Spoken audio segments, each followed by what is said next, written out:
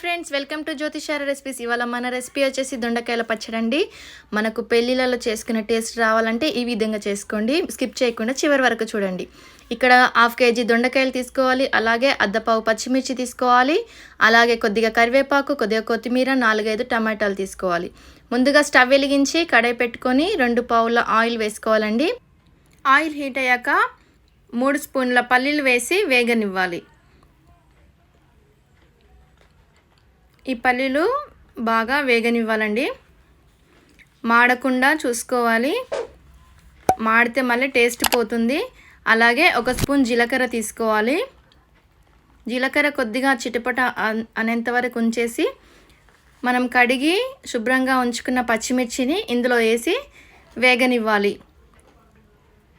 అలాగే దొండకాయల్ని కూడా వేసుకొని వేగనివ్వాలండి. ఈ విధంగా మనము పొడవుగా తరిగి పెట్టుకోవాలి.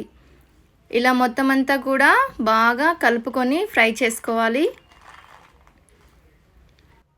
1 స్పూన్ సాల్ట్ వేసుకొని మనము ఒక 2 నిమిషాలు మూత పెట్టి ఉంచుకోవాలి. ఆ తర్వాత 2 నిమిషాల తర్వాత మూత తీసి చూస్తే ఇలా దొండకాయలు పచ్చిమిర్చి అంతా కూడా ఈ విధంగా సాఫ్ట్గా అయిపోతుంది. ఇలా మొత్తం అంతా కూడా మరి ఒకసారి అడుగు పట్టకుండా బాగా కలుపుకోవాలి.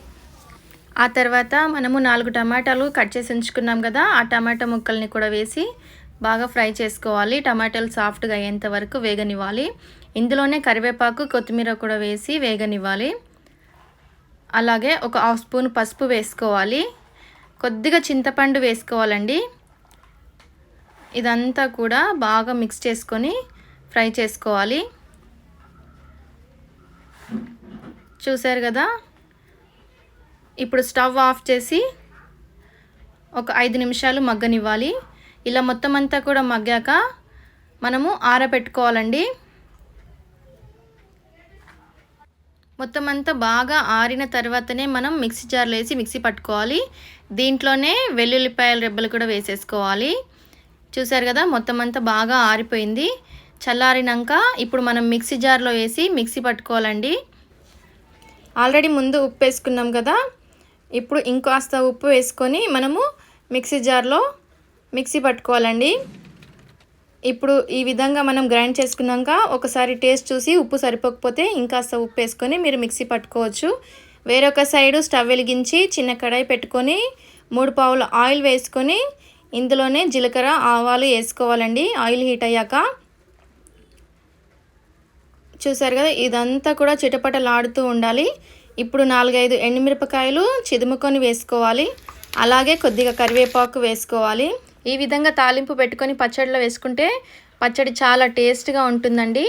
చూసారు కదా, ఇప్పుడు మనము గ్రైండ్ చేసి ఉంచుకున్న పచ్చడిలో ఈ తాలింపుని వేసి బాగా కలుపుకోవాలి. చూస్తుంటేనే నోరు ఊరిపోతుంది కదా. ఇది అన్నంలోకైనా చపాతీలోకైనా చాలా టేస్ట్గా ఉంటుందండి. మా వీడియో మీకు నచ్చినట్లయితే లైక్ చేయండి, షేర్ చేయండి. ప్లీజ్ సబ్స్క్రైబ్ చేసుకోండి మా ఛానల్ని. Thank you friends for watching this video.